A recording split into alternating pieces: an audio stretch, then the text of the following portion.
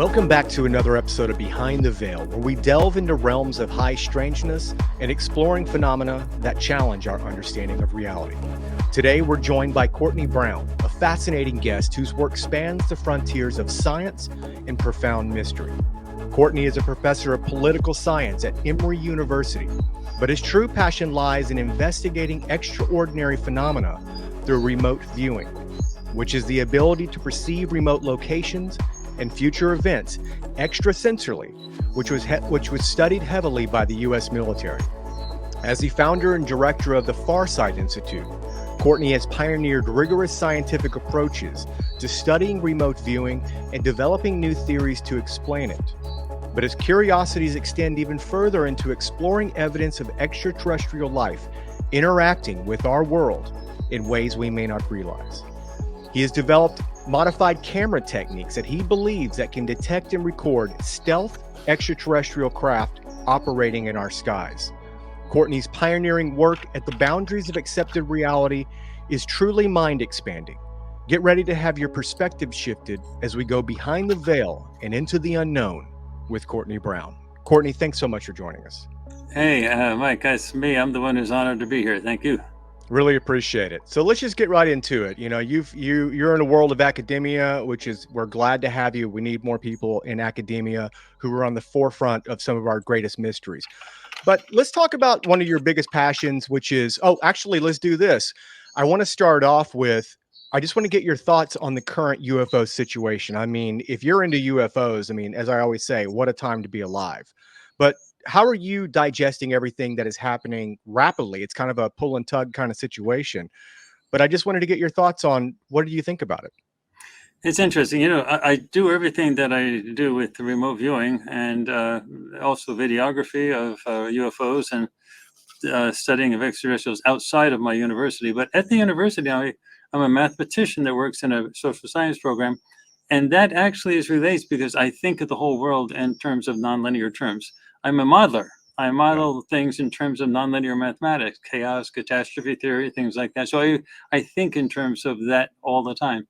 Mm-hmm. So when we talk about the current state of the UFO phenomenon, we've got a society that got, you know, like if someone eats a chicken bone and it gets stuck in the throat.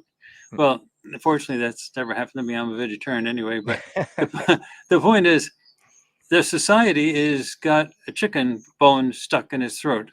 If you look at the current state of the disclosure phenomenon, which is really the thing you're really asking about, because that's what the congressional hearings have been on with regard to David Grush, and he's a major whistleblower, and the other whistleblowers that have been coming out. Now, he still has his Pentagon security clearance. Yes. And he doesn't say anything in congressional hearings, public or private, that hasn't been cleared by the Pentagon.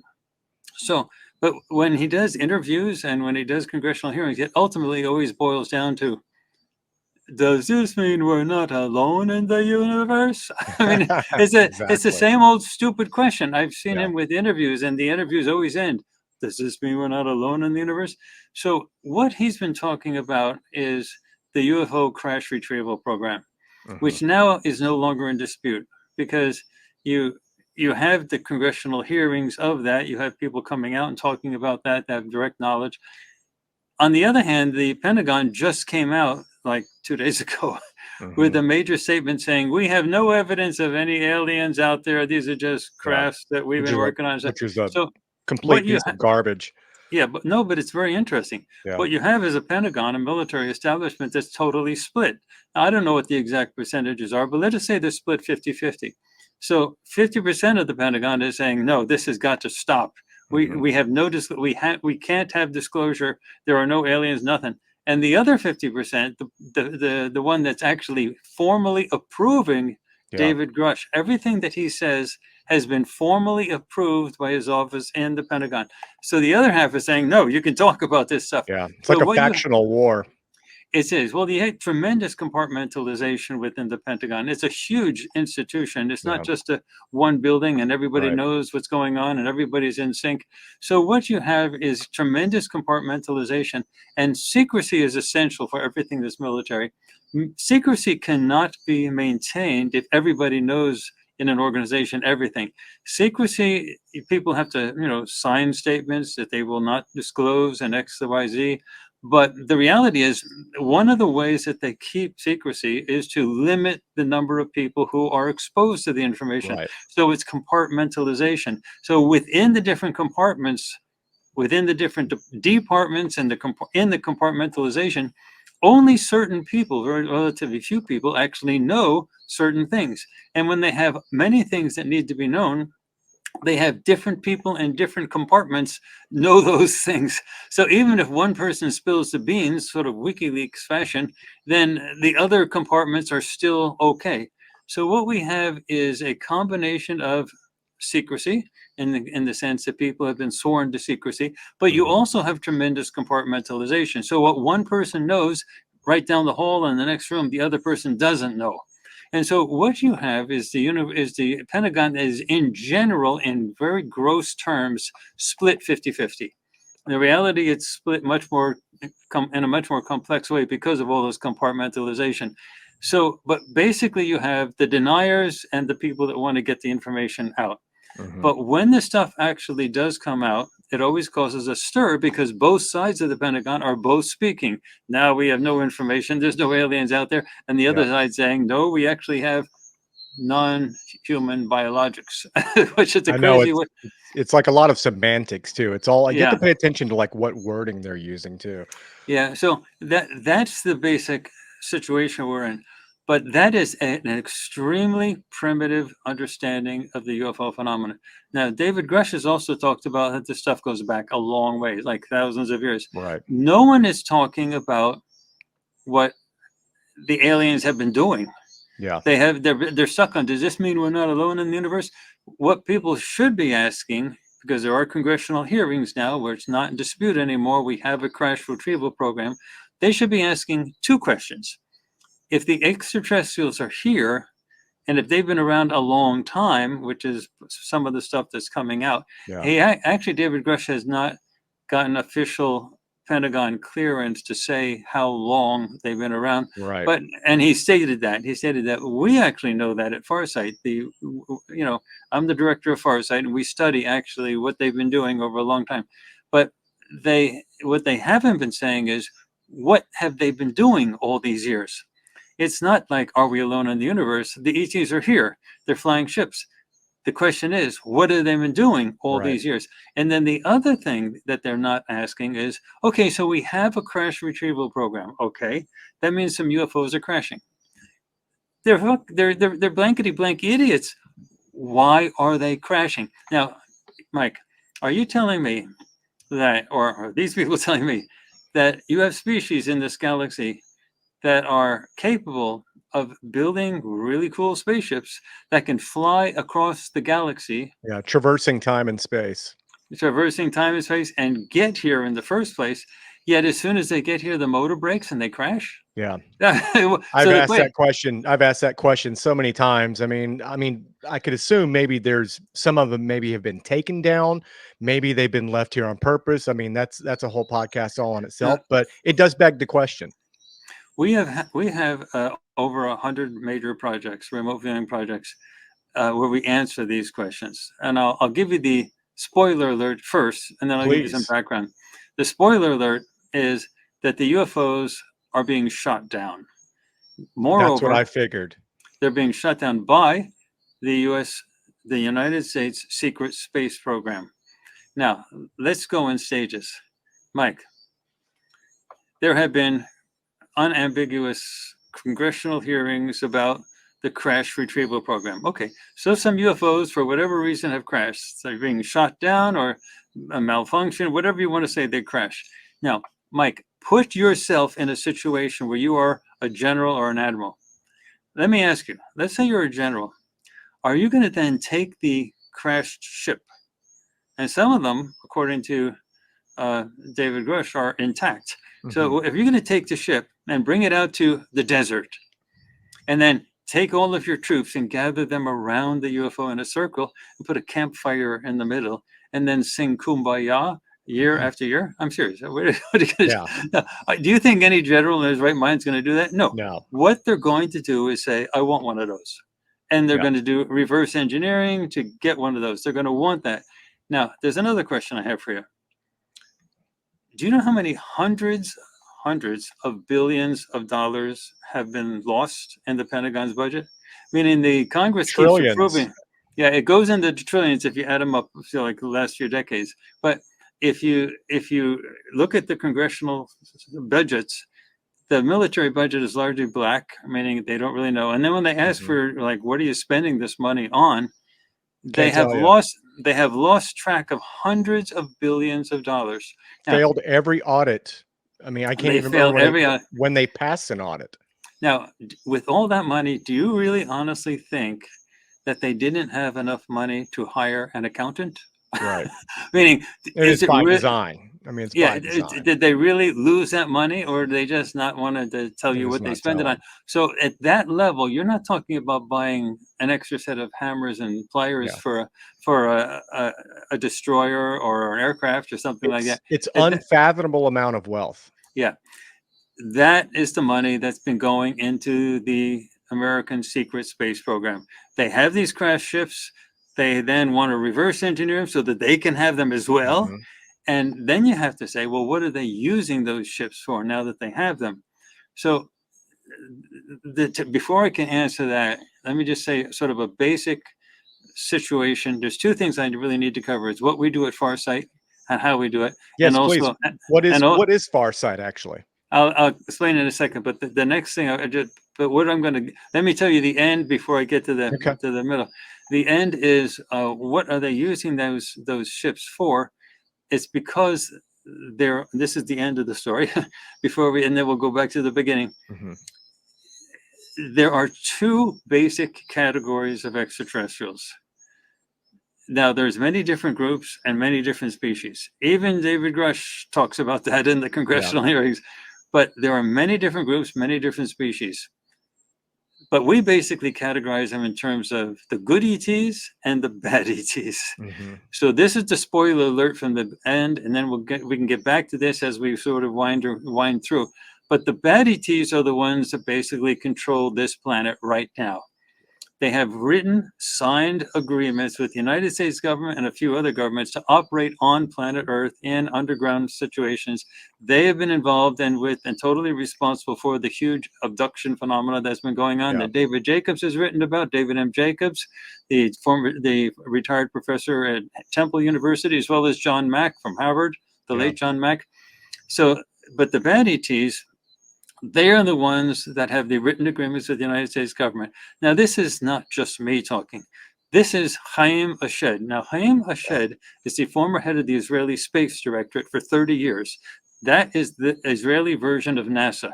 For 30 years, he's also a decorated general, and he is also now a professor. But he actually gave an interview, a public interview, that he thought he was going to be able to get away with because he did it in Hebrew with the Hebrew publication. But it turned out that a whole bunch of people know Hebrew, and they immediately translated it into a zillion languages. Bombshell. But he has stated that there are absolute written agreements. The Israelis have written agreements. The U.S. government definitely has written agreements with this group of the ETs. Now, he doesn't call them the bad ETs. That's what we call them. But there are good ETs. Now, on the Earth, they have these bad ETs that have written agreements to operate and to do what they do. At a later time, we can talk about everything that they do, which is not good. But the good ETs are actually dominant in the solar system, meaning there is a much larger presence of good ETs militarily in the solar system. The trouble is that the good ETs have this, it's actually not a trouble, it's just a condition. They have this fanatical adherence to the idea of free will. Mhm. And the US government and some other governments have signed written agreements, which is a free will agreement to let the bad ETs do what they're doing.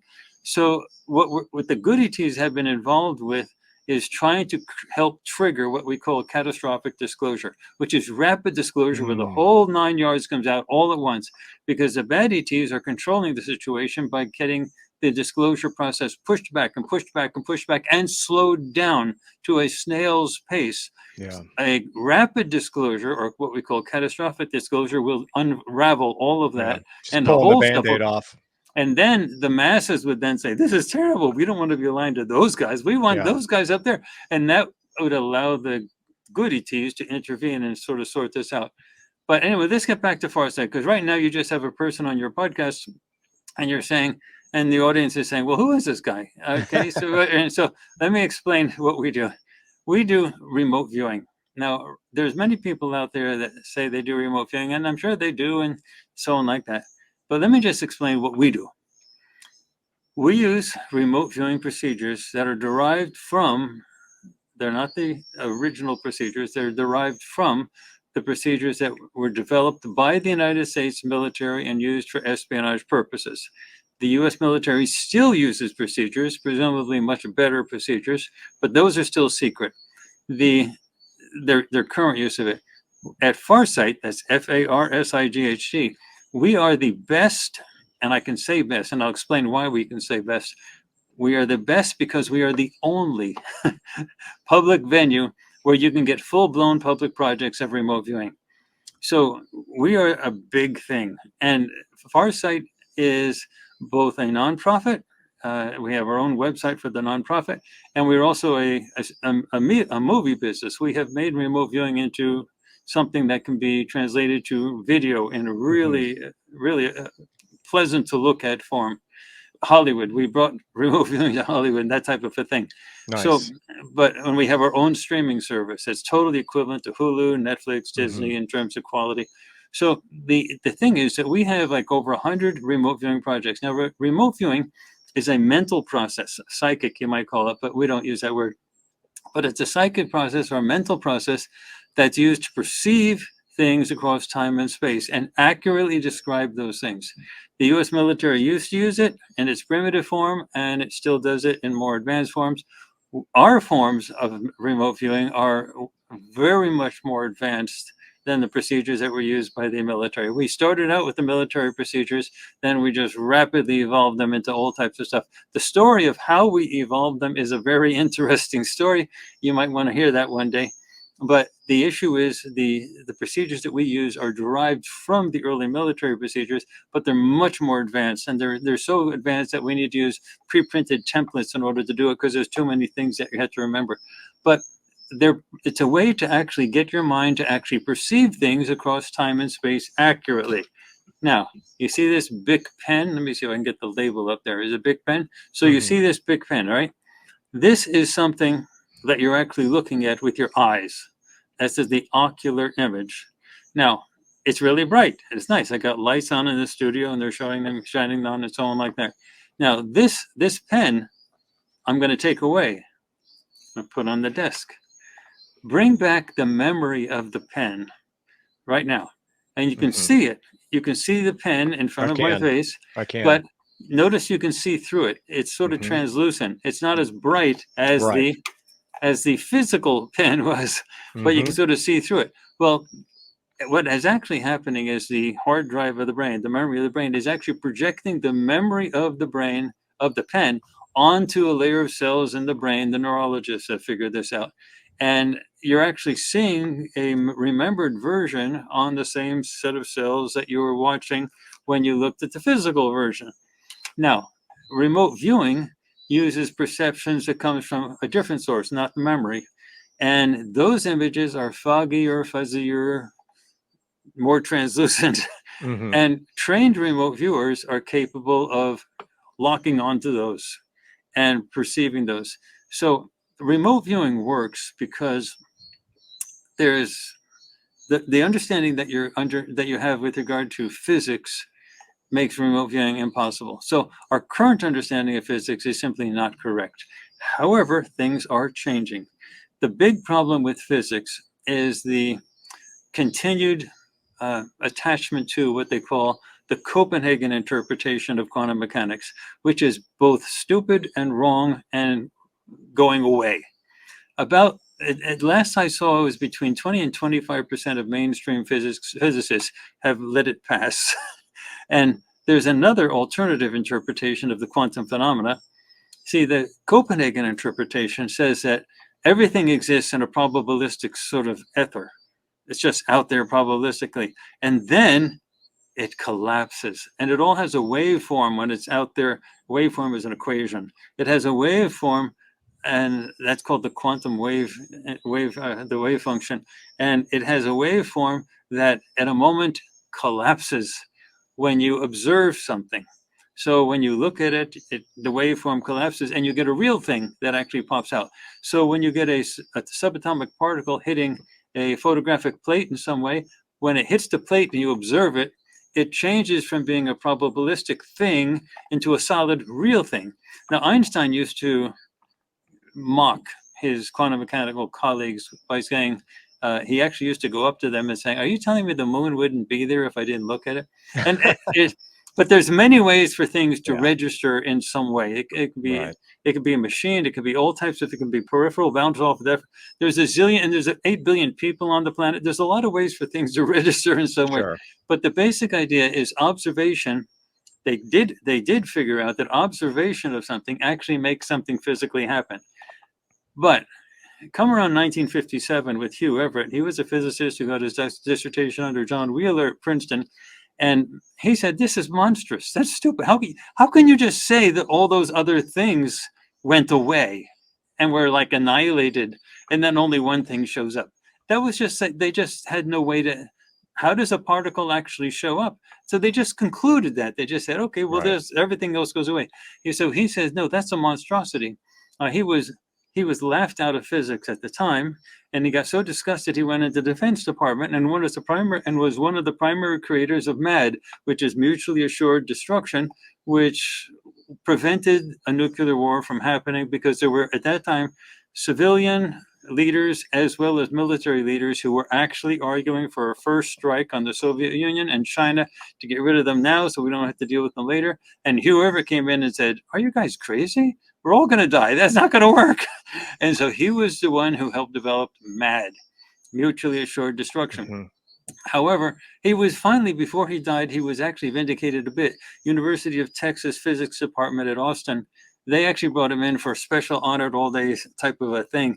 And he was really honored and he explained his stuff. But he came up with the idea of other worlds. And the other worlds meant that that everything lives within a probabilistic state, that in a frequency universe, not a solid universe. For example, if you say this is a solid universe, then this cell phone would, it would bump into this thing here, and they can't. And if if you had a universe that's everything solid, you can't have other versions of ourselves. You'll have only one planet. If you had alternate timelines, and you have, well, how would the different Earths, they'd bump into each other? And Hugh Everett was saying, you don't have to have this stuff. It's like a radio frequency. You dial in the radio and you hear a station. Now you're not hearing the other station down the dial because it's a different frequency. So what you're dealing is, you're not collapsing the wave function. What you're dealing is you're dialing into a frequency. So every reality has sort of a frequency. And that is the same with respect to time. That time in the past has a different frequency. So actually you could say, here's the pen again. Now watch this, Mike. Here's this pen. Now watch this. I want to hear. I moved it over here. This is actually a different pen. And you say, what the heck? Are you kidding me, Courtney? I saw you. You switched hands and you moved the pen. It's the same pen. No. This pen has a quantum wave function. It's an equation. And the equation states where it is and its time and everything. And when you have now it has a different equation. It has a different time. It has a different place. The numbers that make up this pen are not the same as the numbers that are over here. And so what happens is, it's like the radio frequency. You can dial into this one, or you can dial into that one. But the point is that all of that happens. Now remote viewing happens because remote viewers become good at basically using their body as a tuning device to tune into various times and places anywhere in the universe. And after we have the best remote viewers on the planet Earth, they go through at least a year of full-time training before they can start on a project that we do publicly. And these are full-time paid remote viewers. They do nothing else for their life. This is what they do. And they're absolutely the best in the universe. And they not only that, they do all their work totally blind, meaning they're never told go Hmm. see the Taj Mahal. Everything is totally blind, and they end their work with a recording on video, and the video was done in really great Hollywood theatrical sense, in the sense that we have like $6,000 piece of optical glass. It's huge. They write on that, so it looks like they're in space and they're writing Hmm. in space. That's awesome. Um, they have really good stuff, and they do it all. They do their video, which is the final presentation. It's all done solo, Well, meaning there's for the sake of time, because we could spend the entire podcast talking about this. It's so yeah. fascinating. I want to talk about, because you can't, I don't want to leave people hanging on these factions of aliens and all that, but I want to talk about how have you used, or your people have used, remote viewing to understand this extraterrestrial issue that we're dealing with. Because I mean, it's one thing to make claims like that, which historically people have said, like there's been treaties, etc. But tell me, how have you implemented remote viewing on targets to validate what we're going through right now? Okay, there's two answers to that. The first is that we can do the first one second, which is you should be from Missouri, where it's the show me state. And they say, I don't believe anything you say, show me. You should say, if there are UFOs, show them to me. I want to see them. We have pioneered how to actually take on demand video recordings of UFOs. And we can do that in any 10, 15-minute period in the middle of the day, anywhere. So I can talk about that. So the issue of are they real, I can resolve that by showing you not only our videos, but telling you how to do it yourself. The second is with our projects. We have over 100 projects with regard to, how we learned about the ETs. We have sent multiple remote viewers for each one of these projects. And they're all working alone, and they're working totally blind. And they all come up with the same stuff, which is statistically impossible Right. if they're just dreaming up stuff. So we have actually covered a huge variety of topics with regard to what the what the aliens are actually doing, the good ETs, the bad ETs. We have gone through the history of Hmm. this world. We have figured out, we know now exactly who Ra was. We know who Zeus was.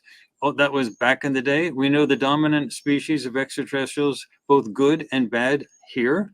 We we know the whole issue of crashed UFOs, Hmm. why they're crashing, how they're crashing, and who's doing the crashing and who's paying for it, the whole thing, and who's involved in the whole thing. Plus, we've done a zillion archaeological things where we have found ET influence, such as, for example, the Great Pyramid of Giza. We went into that. Now, this is done under totally blind condition, remember. The Great Pyramid of Giza, all of our stuff, all of it has a fundamental verifiable element to it, all done totally blind to the target. So you can't say, yeah, this is esoteric. How do you know if it's real or not? Okay, let's take, for example, the Great Pyramid of Giza. Hmm. If we're interested in how they were actually constructed, okay, how they're constructed. Well, that's esoteric, you say. So how do I know you're saying there was ET tech? Okay, how do we know? Because the Great Pyramids of Giza are huge pyramids. There's 5 pyramids out there in the desert, Yeah. and the remote viewers are working totally blind, not knowing anything. They have to recreate everything that we know for real, which is a desert, Hmm. camels running around, and these big, huge pyramids. It's Right. absolute, and they have to draw it exactly. They have to actually draw the arrangement of the pyramids, and they weren't told anything about the project. And then they go into the construction of it, and then they move, and how the blocks were. Now the blocks, so some of those blocks, many of them are 80 tons big. Yeah. 80, they weigh 80 tons. They're huge, and Yeah, they would they have a were hard time recreating that today, no, even they with modern. couldn't. Yeah, they couldn't. They It's could true. not. To this day, we do not know how to do that. Yeah, And to say did that with a bunch of people running around with loincloths and yeah, camels, that's like crazy. it's But unbelievable. and the rocks were cut so smoothly, so perfectly, and Mhm. put into place so perfectly, you cannot put a human hair between the rocks and Yeah, the entire pyramid structures. So the real question is, what we found out? ETs have been involved in human history going back to the beginning of everything. They've been around, and they have not been good. Now there are good ETs, but the ones who have been involved in the Great Pyramid of Giza and onwards, are the bad ETs, and they are brutal. And that they, in fact, the only reason that we're not working with rock today is because there were some military confrontations between some rather good ETs and those bad ETs, and the bad ETs had to retreat a bit and start working behind the scenes.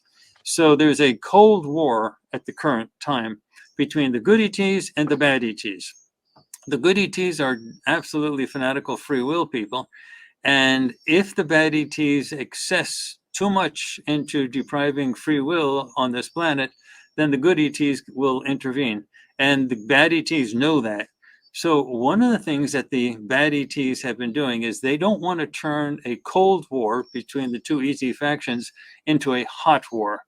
So they cannot shoot down the ships of the good ETs because that would turn a cold war into a bad war.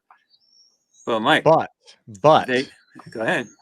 no, I was saying, but for you, I was like, I think I know where you're going with this. They can give the tech to the American secret space program because the American secret space program has some crashed ships, Yeah. and they can sell the American secret space program how they work. And then the American secret space program can build their own ships, and then the Americans can go out there and shoot down the ships, shoot down the good ETs. So most of the ships, not all, most of the ships that are being shot down are from the good ETs. There are some marauders, some ships that come in from other places that are Yeah. not part of the bad ETs, that also they're involved in human trafficking, and they get shot down as well. But the lion's share, like 80% and 90%, are the good ET ships. So what is happening is the good ETs are here to help humanity. They cannot defend themselves, and they could easily blow up all of the American space program, secret space Sure. program ships.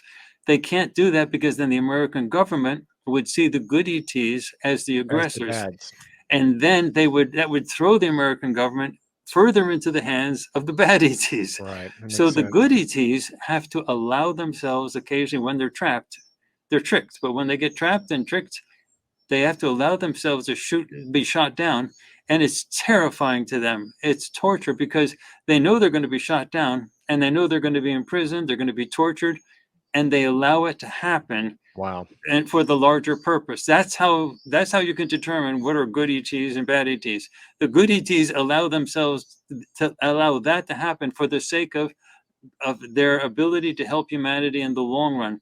I'm It's assuming that almost like self-sacrifice to a degree. it's a sacrifice, and don't make the mistake of thinking it's not terrifying. It's terrifying, and what happens to them? We had a full project just on that, on what happens to them, and what happens to them is horrific. They have survivors of these ships, what David Grush is calling the non-human biologics, which is a crazy word to call people, but some of them are non-human biologics, but some of them look just like you and I. And some of them look a little weirdish, and some of them look like you and I. But the point is, once they get captured, they get the ship. The Americans rush in with their stuff, and they get the ship itself, and they capture the aliens that are on the ships. And what they do is they take them to a safe house a little bit from that, and then they hand them over to what we call the bad ETs. And so the Americans are not doing the tortures on them. They might not even know what the bad ETs are doing to those. But the bad ETs look at these people that are being captured as their enemy, and they torture them. They do the worst possible things that you can imagine. I don't want you to get a strike on the YouTube or your podcast or whatever, but so I won't tell you what they do. But it's horrific. And those good ETs allow that to happen because they're trying to save humanity, and they know they lose everything if they defend themselves. Why would there ever be an allegiance of this caliber? I mean, to even happen. I mean, is it something like we're going to give you the reins of power where you can live a No, powerful life and then basically the rest of humanity is enslaved? I mean, why would an allegiance of this caliber even take place if we're aligning ha- ourselves with negative entities? half of the U.S. military understands the situation and doesn't want this. Otherwise, Farsight wouldn't exist. Do you think we could be doing this Yeah, stuff without? They close down UFO groups all the time. yeah, We wouldn't. We're here because of the half of the military half of the military is supporting this whole disclosure agenda. David Grush is existing with his stuff, testifying in front of Congress because of that side of the military. The other side, don't blame them. It's not their fault. The U.S. government was tricked. It actually happened during the end of World War II. Mm-hmm. They were tricked really badly. What happened is, at the end of World War II, the U.S. government invaded Europe, Germany, and beat the Germans in Germany. But then they found out there was a secret Nazi base in Antarctica, Right. and it was one final base. And so they said, okay. So then they sent Admiral Byrd and 13 ships over to wipe out that last nest of Nazis in Antarctica. And they got their ass whipped. They got totally whipped, and they had to retreat.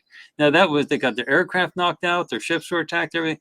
They retreated, and then there was some flyovers in the U.S. government. Anyway, the U.S. government was terrified that the Nazis had secret, extraterrestrial technology in Antarctica. The reality was, it was not the Nazis who were actually flying the UFOs that defeated Admiral Byrd.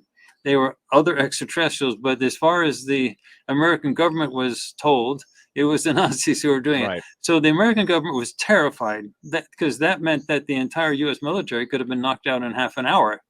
And so they said, well, what are we going to do?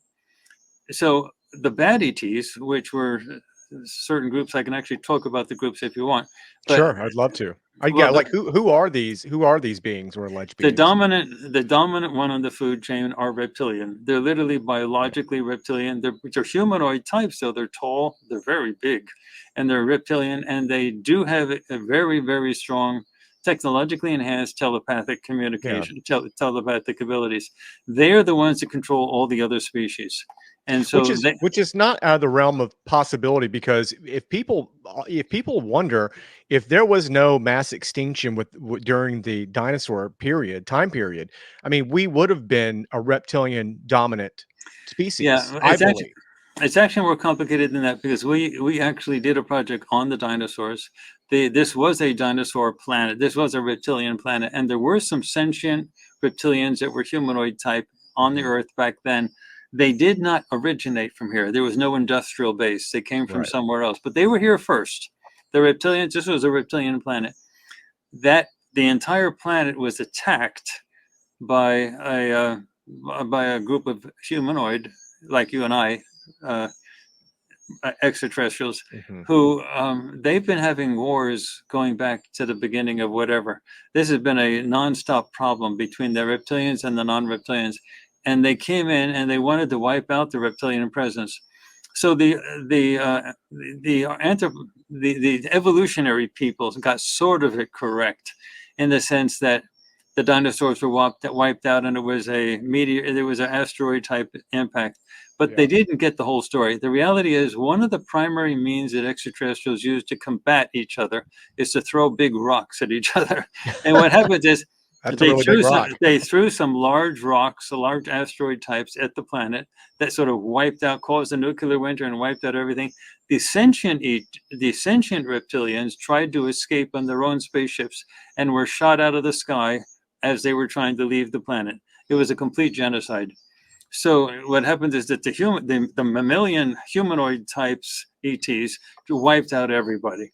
They got rid of the dinosaurs, and they got rid of the sentient advanced tech reptilians at the same time. And then over time, the mammalians, this became a mammal-oriented type of a planet, with reptilians being a minor force. But anyway, the reptilians, basically the sentient ones, the smart ones, that come from somewhere else. And there's a total technological parity between the good ETs and the bad ETs. They all have the same weapons. One is not technologically superior to the other.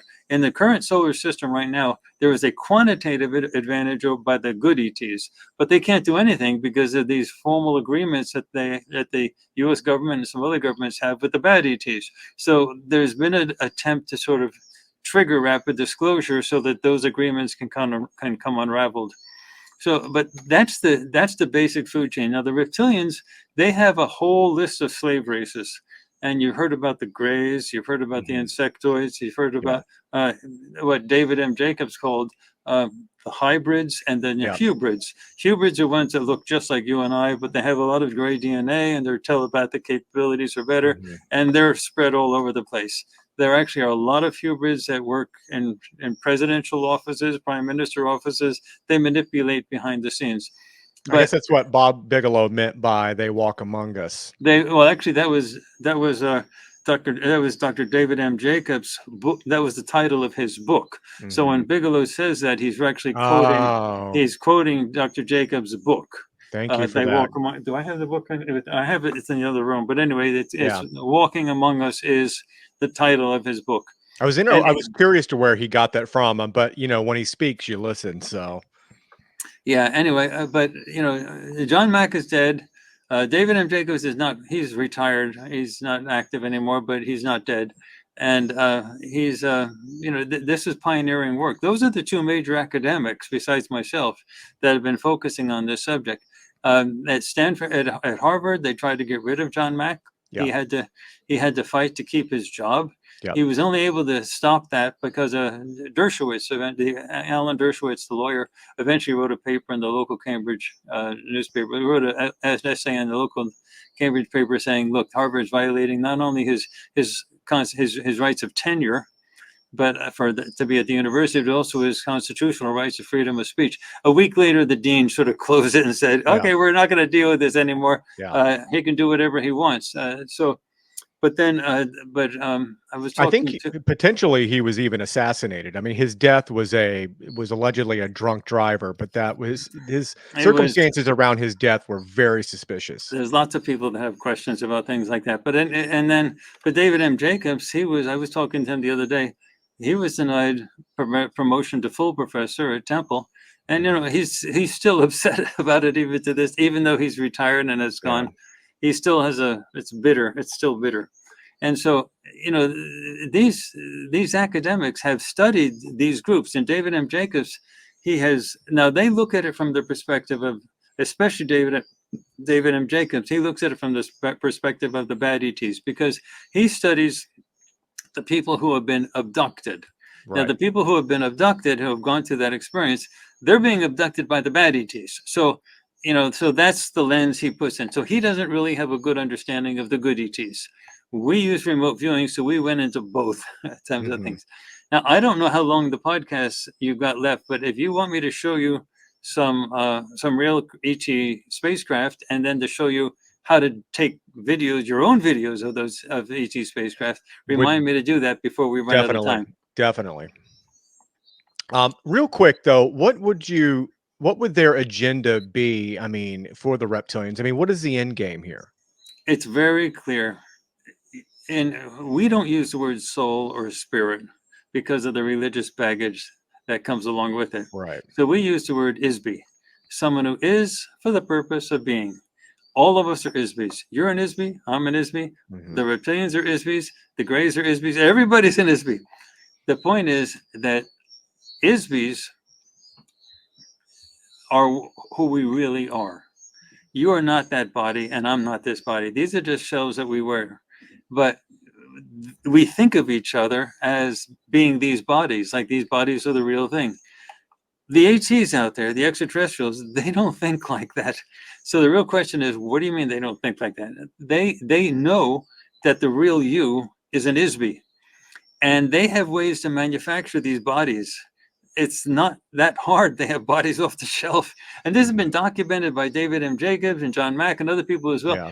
Bodies are just bodies of the bodies. In fact, when they abduct a lot of people, they abduct people a lot of times by just beaming their Isby, taking their Isby up to the ship, because why do you need the physical body? The physical body has got a lot of problems. There's a lot of waste disposal issues. I mean, feces, urine, things like that. Also, there's issues with diseases. I mean, you've got every type of virus imaginable. Everyone's had chicken pox and mumps and measles, and it goes on and on and on. And those are sterile environments in the ships. So it's much easier just to leave the body on the ground and then to take the Isby part up and then have interactions with the Isby. Now, they work it so that when the Isby goes placed back into the body, that there's no memory. And that's sort of easy to do, although the hypnotic suggestions are made to repress memories further. Yeah. But it's sort of easy to do because the physical body uses the physical machinery of the brain, the physical brain, in order to remember things. And when you get taken out and your ISB is out and you're on a ship, your physical brain isn't registering, just like writing something on the hard drive of your computer. It's not registering the stuff that you're going through. And so when the ISB comes back into the body, all those memories of what you did when you were out of the body are not there. That's why it's hard for you to remember your dreams when you wake up in the morning. The ISB is not in the body when you're having all these things. So if you want to remember your dreams, you literally have to force yourself to wake up in the middle of the night. I can and barely remember any of my dreams. It's crazy. Because as soon as you reactivate the physical brain and start using that, it doesn't have the memories of the stuff that was in the dream. So the only way to do that is immediately upon waking up in the middle of the night, force yourself to write them down on a pad. And then when you wake up in the morning, you'll read the dream and you'll say, what? You won't even remember it. But sometimes then you'll say, oh yeah, there was something like that. So writing down the dreams with as much detail as possible. And it's really hard because you're trying to write while you're half asleep. Yeah. But that's really the only way to try to remember what goes on with the dreams. So what the end game is, you can't do anything in this universe, in this galaxy, for example, without ISBs. ISBs, nothing works without an ISB inside of it. That includes your pets, that includes physical bodies. The reptilians it's a totalitarian, authoritarian, fascist, totalitarian system. And what do? Look at what happened to Hitler. What happened? They expand. The reptilians have an expansion agenda, and they need a huge number of ISBs to expand out and conquer the rest of the galaxy. And that's why the good ETs are here. They want to stop this because this is a labor pool. Now, this labor pool is not just for a mercenary force of soldiers, but it's also for prostitutes to service those soldiers. It's also for traders, everything else that you need in a civilization, but they want them all enslaved so that the reptilians from top down control everything. The good ETs are here because in the future, if this society on planet Earth is allowed to stay in the grips of the reptilians, we become essentially a mercenary slave force that spreads throughout the rest of the galaxy, and a holocaust of unimaginable proportions spreads throughout the rest of the galaxy. You can't do, and just remember, you cannot do anything without ISBs. So you have to have, and we have 8 billion ISBs on the planet. Think of how many are off planet right now in the system, but not yet, they've died, they've not yet come back. Maybe you have another 30 billion in the system totally. This is a huge number of ISBs. It's more valuable than any gold. It's more valuable than any type of mineral or anything. The ISB population, and that's why the reptilians want it. That's why they're still here. That's why they have these agreements.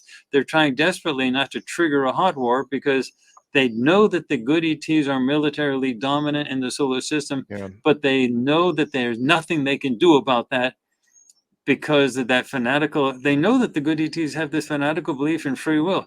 And so as long as they have these agreements, anyway, but the good ETs have been very involved in changing the society.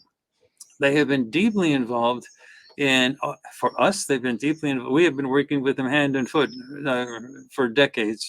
I can go into that. That's another whole story, but we have been working with them personally, physically, meetings, the whole works. All of our remote viewing procedures, they weren't just something we thought of. I was about to say, because I mean, you can physically, I mean, I'm not an expert on remote viewing. And by the way, I said we'd stick to an hour, but please feel free to take your time. I'm not locked in on a schedule. If you want to finish it on a hard hour, by all means, but I would love for you to share and take as much time as you want. But I wanted to mention one thing real quick, because Bob Lazar made a statement back in the 80s that one of the documents, or what he was being told over at S4, was that that he said that some of the beings or aliens that apparently that were the owners of these craft considered human beings as containers. So that kind of piggybacks off what you were saying about us being containers for souls. Yes, that's true, exactly as he said it. But they also think of us as zombies. I think of us as zombies too when I go to no, Walmart. I mean in a literal sense. Meaning Really? the ETs that are flying out there, when they look at the Earth humans, they think of them as zombies because they have no memory of who they are. Yeah. They do crazy things. Yeah. It's a very violent place. This is something we haven't covered yet, but I'll mention it briefly. When you had the former Soviet Union and China under Mao Zedong, when those totalitarian systems were operating full steam, you couldn't get out of them. Yeah. You couldn't get out. This planet, it's not an analogy, it's not sort of. This planet is literally being run as a prison, Wow. and people can't get out of it. So what happens is it's a psychological prison. It's not a prison based on bars. It's a psychological prison. And part of the psychological prison is maintained by keeping an absolute total lid on even the understanding that there are extraterrestrials Right. or that there is anything. And that's why the secrecy is actually part of the written agreements, according to Hayim Mashed, but it's part of the actual written agreements. But what happens is you can't get out. Now, this is what happens when people die. They see the light. Now, you've heard of this with near-death experiences. Everybody's heard this. They see the light. You get drawn to the light. Okay, what's really going on? It's tech. You're not supposed to see the light. You die, you see the light. It's a wave that's beamed at everybody when they die, and it draws the ISB towards it. And the more you struggle against it, the more you get stuck in it like flypaper. And then once you get sort of drawn deep into it, you're exposed to a very high voltage bolt, way higher voltage than lightning. And what that does, now you cannot kill an ISB. It is not possible, and anywhere, as far as I know, anywhere in the universe, no one has ever figured out how to kill an ISB. But you can trap an ISB, you can trick an ISB, you can do all types of things to an ISB, you can lie to an ISB, but you can't kill an ISB. And this bolt of electricity rattles the ISB. And what happens is the ISB loses all memory. And also it loses the capability of telepathy, which is the normal way of communicating among all extraterrestrials. They Yeah. don't use English. No. If you listen to the abduction reports, if you listen to stuff coming out of Area 51, and if you listen to anything dealing with the extraterrestrials, you hear the same thing. The ETs talk telepathically. And even the military, when they want to talk with when they want to deal with a captured extraterrestrial, it's well known that they have to find somebody in the military that's sort of talented that can sort of figure out how to do that, because they're not using physical words like we're using. Right. So and all that is lost when the ISB is exposed to these high voltage. And then an AI guy comes in and says, literally, it's all computerized. We've talked about your case with the Council of Elders. Do you see the Council of Elders over there? Yeah. We've talked about your case, and we think, remember the argument you had with your son? Oh, and your mother. Remember the strains that you had with your mother and the disagreements? And you know, your brother, remember what happened? That we think you have a few wrinkles in your personality, and it'd be helpful for you to go back and sort of work on those. But it's up to you. You have to make your choice. But we, the Council of Elders, you see the Council of Elders? We think that you'd be benefited if you worked on a few of these personality issues, and I think you'd be happier that way. Now, with no memory and your telepathic and other capabilities are blasted out, you immediately say, sounds good to me. Right. And they say, that's what happens. So everybody gets recycled in. So when you have Earth humans, they no longer have the normal ways of communicating that extraterrestrials everybody on this planet should be able to speak telepathically, and they can't. Yeah. Everybody should be able to have easy remote viewing. It shouldn't be something you have to go through a year of training to do. It should be a natural thing, and they can't do it. The real question to be asking in congressional hearings is, what happened? Why can't we do this? All the extraterrestrials, every one of the non-human biologics, as David Grush talks, every single one of those non-human biologics can do that. Why can't we do that? So that's the big issue. That's how you keep the prison. You keep the information from getting out. And if the people if they don't have telepathic and they don't have remote viewing perceptions, then they actually ask stupid questions like the light never goes off. That's why disclosure can't happen, because it pops a light off in our mind. Well, and start asking these questions. And they end up asking the same stupid question over and over again. Does that mean we're not alone in the universe? Meaning that if you had those capabilities, you would have already known. You would have perceived. You would have been talking to extraterrestrials. Everything. So those capabilities had to be wiped out, and then you had to keep an information lock. which is the secrecy. So that was so important. Now, that's why the ETs that are up there think of humans as zombies. A whole Gotcha. planet of 8 billion zombies. And so when the good ETs get shot down, do you realize how scary that is? They're getting shot down by a bunch of zombies, and they're going to be captured by a bunch of zombies. And who knows? Bad. And they're dead, but not dead. Right. And they harm each other Yeah. because they don't recognize each other. Yeah. It's like But a look at planet of insanity. I mean, it really is. it is, and look at the stuff that's going on in the Middle East right now between the Israelis and the Palestinians in Gaza and stuff like Yeah. that. They don't even remember that they're all Isvis Yeah. and that they could be related to each other. They could Yeah. be brothers and sisters and not even know it. They don't know where they came from, and they actually think they're members of different groups and they're fighting to the death. To you see how crazy this is? It's And insanity.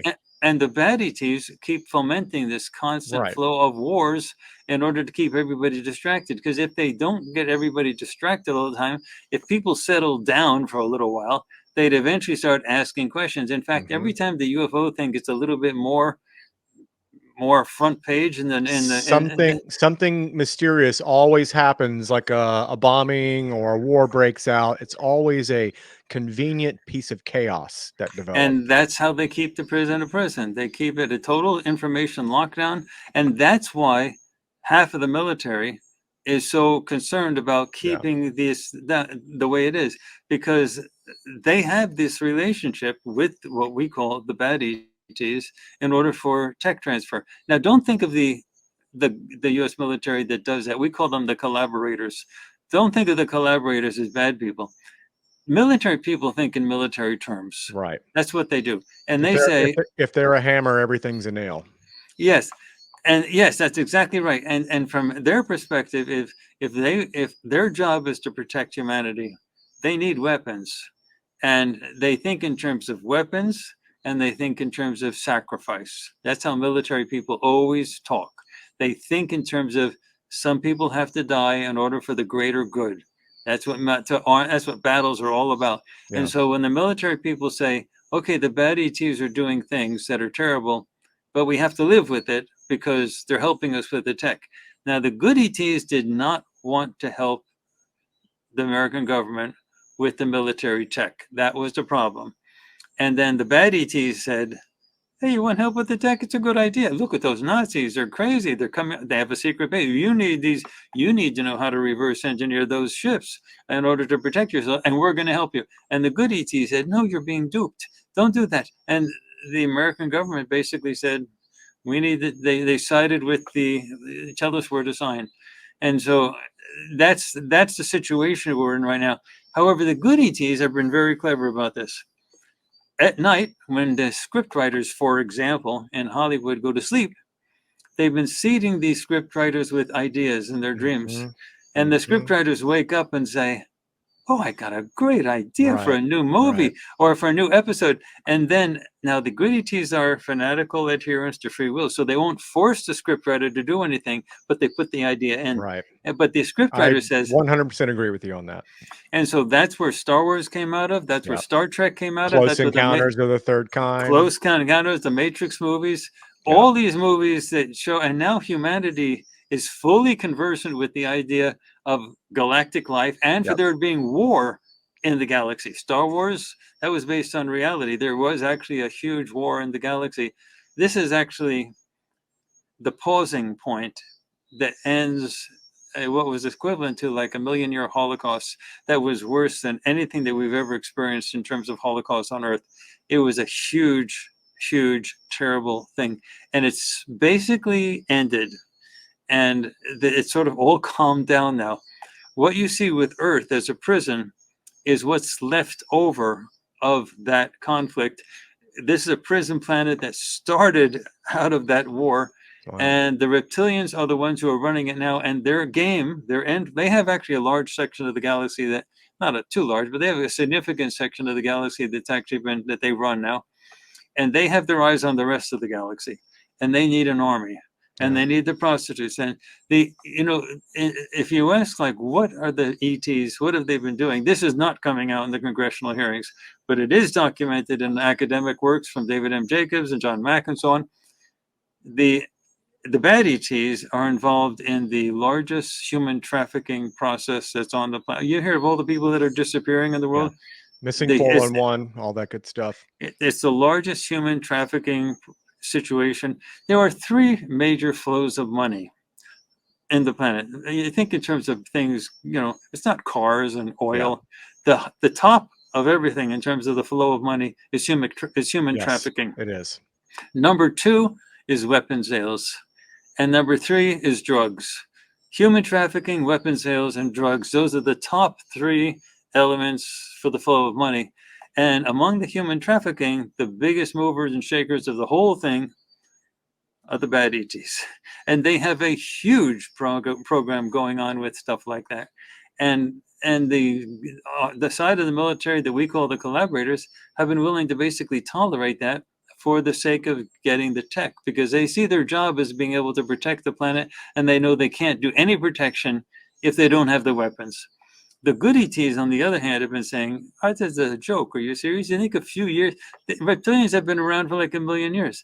They have been conquering large sections of the galaxy. You think a few years of reverse tech is going to give you the ability to defend yourself against the reptilians?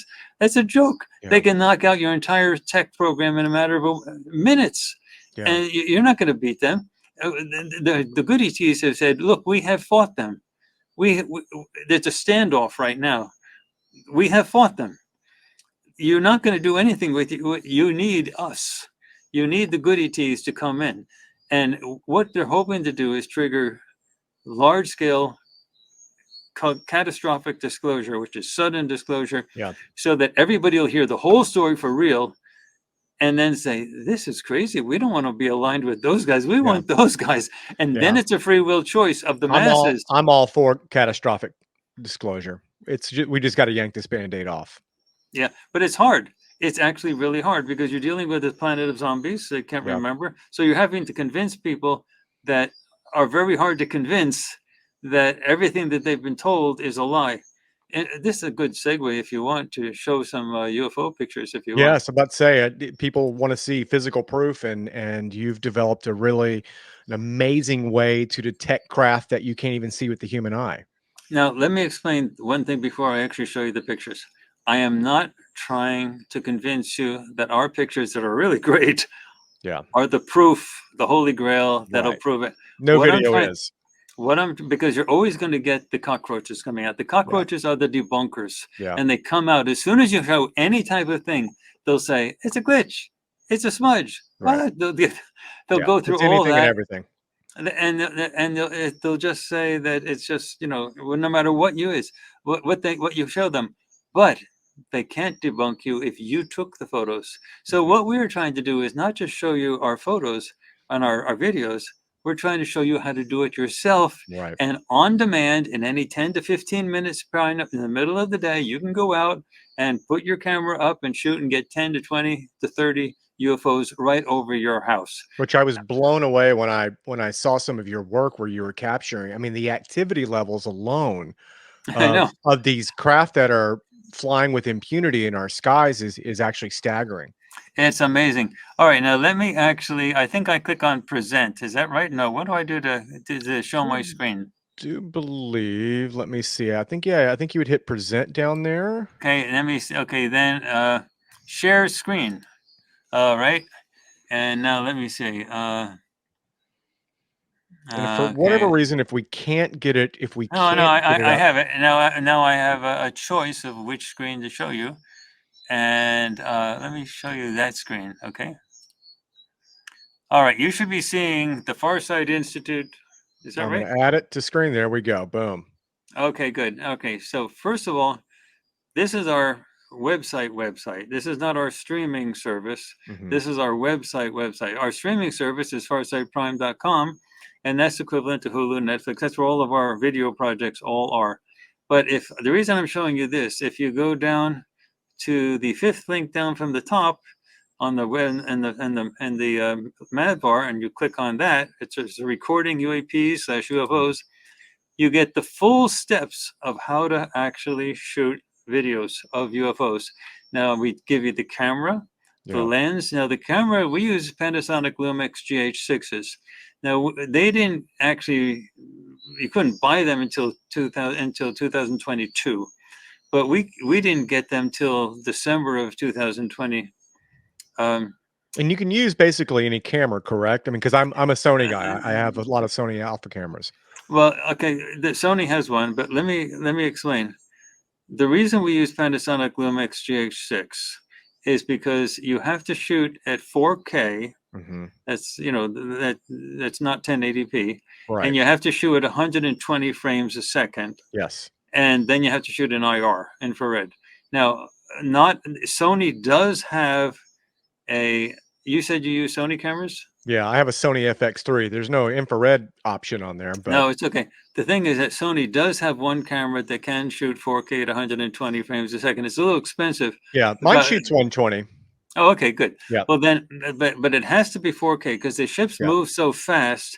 You have to shoot them wide angle, so you can't zoom in with the lens. Right. You have to shoot them wide angle. You have to zoom in later in post when you're editing with, say, Adobe Premiere.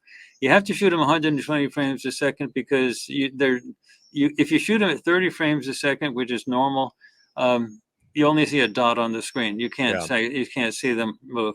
Okay, and then what you do is you take, and Panasonic Lumix GH6s came out with a Micro Four Thirds camera that we were able to get 3 of them in December and January of 2022 and 23, and that has a smaller sensor than a full frame sensor, but still a really good sharp image. Hmm. And it allowed us to shoot at 4K at 120 frames a second. We shipped those out to a company called Life Pixel. Now, every camera sensor has a piece of glass on top of it, and that glass gets rid of all infrared and all ultraviolet. And what happens is that glass has to be removed. Now, there's some companies that remove the glass, but they place another piece of glass that's optically neutral on top of it, and we didn't want that. Life Pixel just removes that filter on top of the sensor and sends it back to you. And so it's a naked filter. It's a naked sensor at that point. That's called full spectrum. It gets both ultraviolet as well as infrared. And then you put a lens, a filter on top of the lens that lets you dial into the infrared range that you want. And typically we use the 830 nanometer, which is pretty dark black. Means if you put that lens, that filter on top, if you look through that filter, you don't see anything. It's Right. dark It's black. just blacked out. It's just blacked out, but it does capture infrared. Now and then all the camera settings that we use for the camera are listed right here. And then if you go further down, the editing software that we use, Adobe Premiere, we step through the steps you need to do with the editing programs in order to actually see the stuff. Now now that I showed you how where you can replicate the whole thing. Hmm. Now let me go to the Instagram page. Are you looking at my Instagram page? I do not see that, but I can pull it up on my. No, you should see it now. I'm still Uh, sharing the screen. There was a little delay probably. don't see it yet. I'm still seeing your site. Oh, okay. Let me stop sharing and then reshare. Let me present again. Share screen, and let me see. That would be this one. Yeah. Okay, There you we should be able to see go. my. Are There you we seeing go. my Instagram page now? Yes, we have it up. Okay, now my Instagram page, this is my personal page. It's Courtney Brown Farsight. My name, Courtney Brown, and then Farsight, Farsight, all one word, no spaces. Mm-hmm. And I post a lot of our UFO videos on here. Let me give you an example of one. First, let me show you a still. Now, this is a UFO that's next to 4 Blue Angel jets Mm-hmm. that was taken over the Pensacola Naval Air Station in Pensacola, Florida, during a Blue Angels show. Now, the Blue Angels, I could see, you can never see the UFOs. So I had to shoot this in infrared, and it was going really fast. Well, how do you know? Okay, let's look at the video of that exact same thing. There it is. There's the UFO. Wow. Now, notice that the UFO is flying about 4 or 5 times the speed as the Blue Angel jets. Right. Now, the Blue Angel jets were going about 500 miles an hour. So the UFO was going around they were going 4 or 5 times faster than that. Typically, what we find is that that UFOs normally normally travel around 20,000 miles an hour or 20,000 kilometers an hour, and that it's not possible to see them. So that's those jets are traveling at 500 Yeah. kilometers It's an an, hour. it's an So amazing capture. yeah. So anyway, but that's just one. Now I can show you a sort of a number of very And interesting and ones. and that was in the infrared spectrum, correct? Yeah, and you don't see anything. You have to take the picture.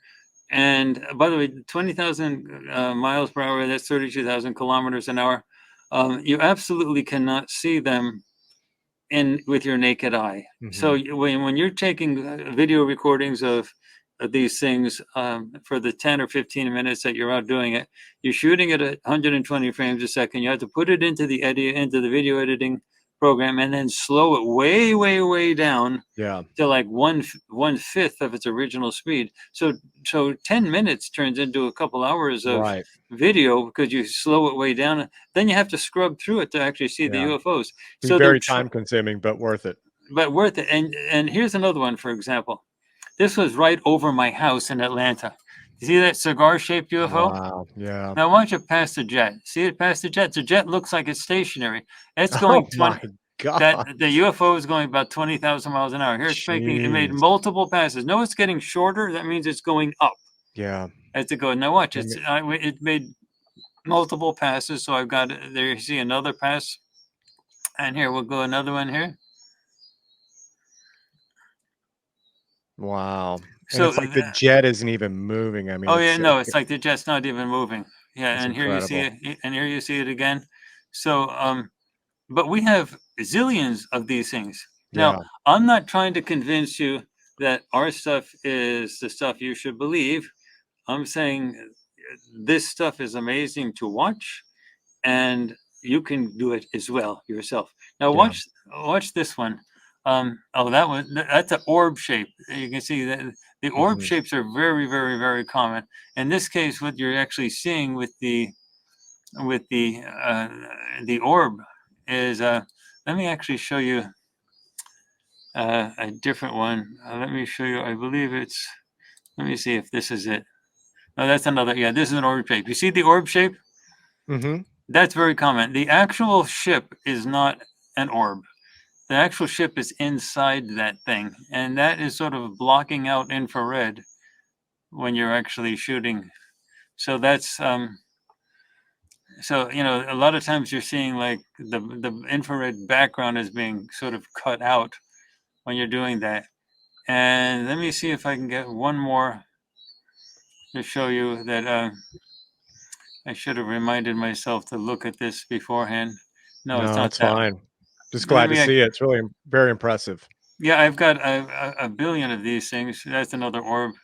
Uh, oh, this is a fleet of UFOs actually that was over the Pensacola Naval Air Station. You see all the orbs coming down? Oh, That's yes. not dust. That's not dust. Those are actual ships. And then Wow. none of which were. No, there was a clear sky, and there was no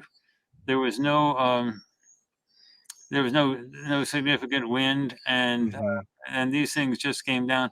Now these things came down the instant that the Blue Angel started to fly. Before that, Yeah. there was nothing. There But seems to be a lot of activity even during SpaceX launches, rocket yeah, launches, etcetera. There always seems to be activity even though I just saw an interesting video with one of the recent SpaceX launches, and in their camera, you can see an object literally shooting past the rocket at a high yeah, velocity, just yeah, bypassing the rocket. yeah. By the way, this last one, you see this last one? It's sort of coming Yeah, down and then it's burrowing in through it. Now it's flying directly over the Pensacola Naval Air Station. yeah. I'm going to stop sharing so you can talk. We can talk about the SpaceX stuff. But the basic idea with the SpaceX stuff is sort of interesting. Elon Musk is very firm about saying he's got no evidence of any Right, extraterrestrials. right. But there is an interesting historical fact, and I can't say that this is what's going on or not, but it's curious, and you may want to decide yourself.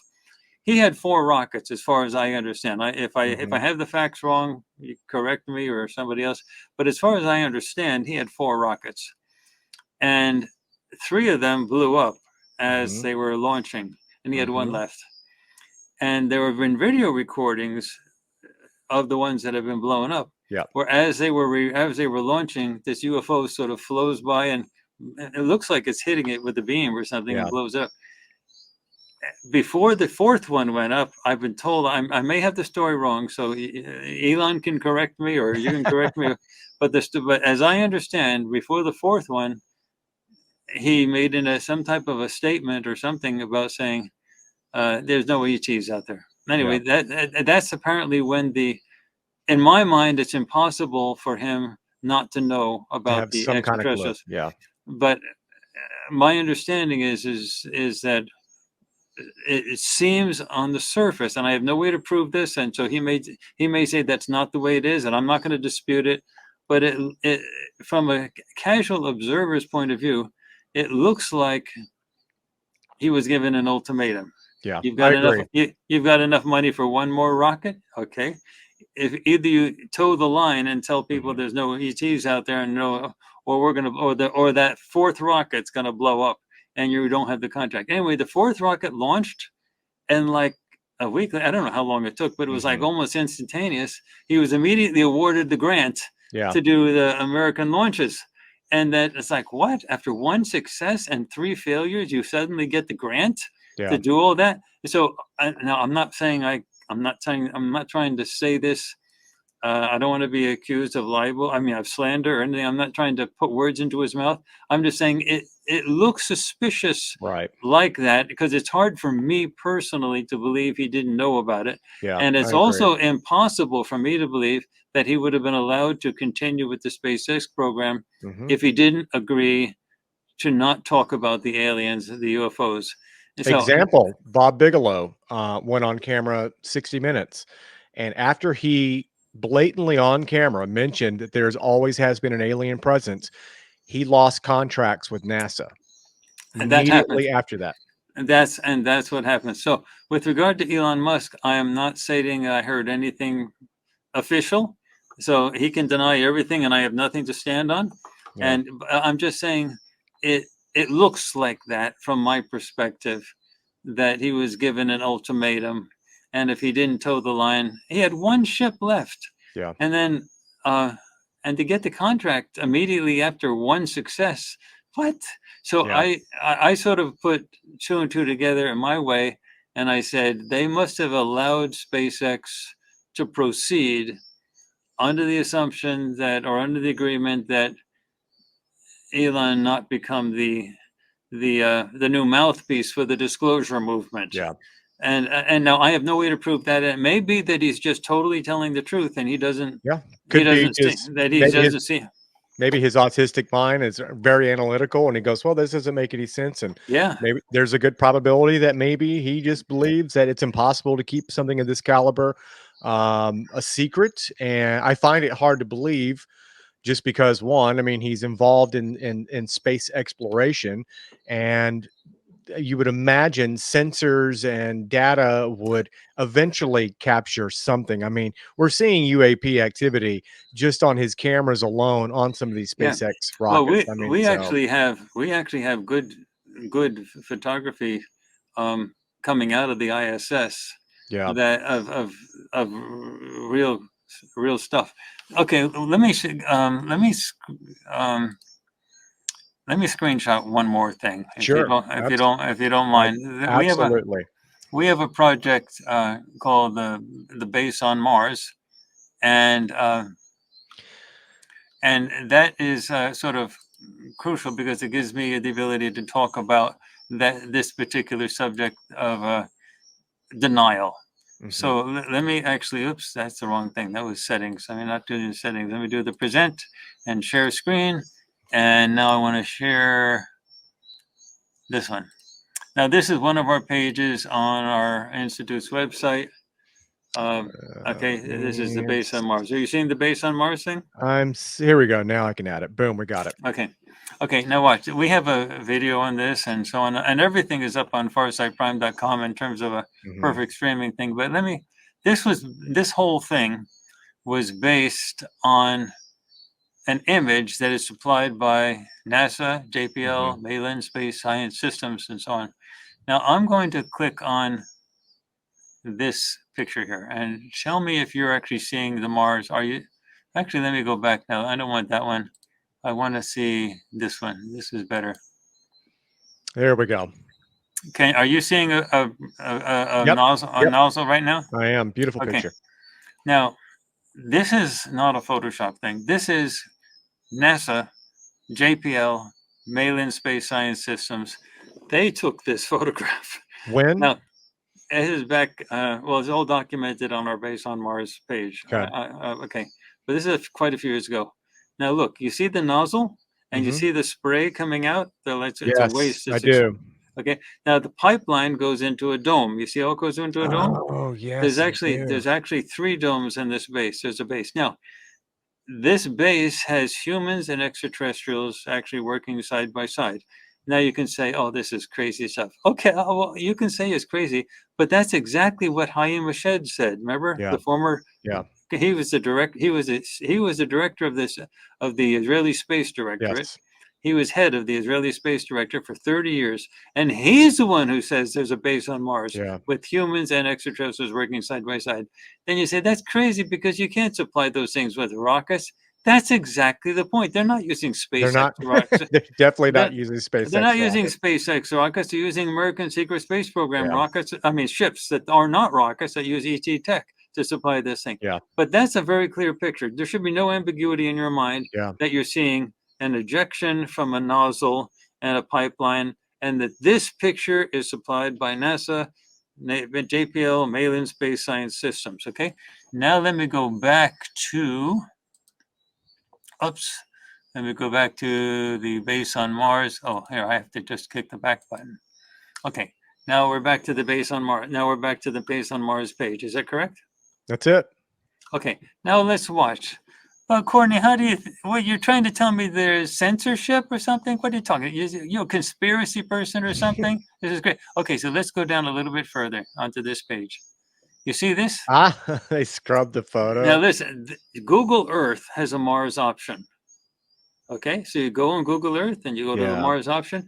And if you type in the exact coordinates for that base that I just showed you. I had no idea there was a Mars option on Google Earth. There's Mars option on Google Earth. And if you type in the exact location, and I give you the exact location on this website, and if you type in the exact location, that's what you see.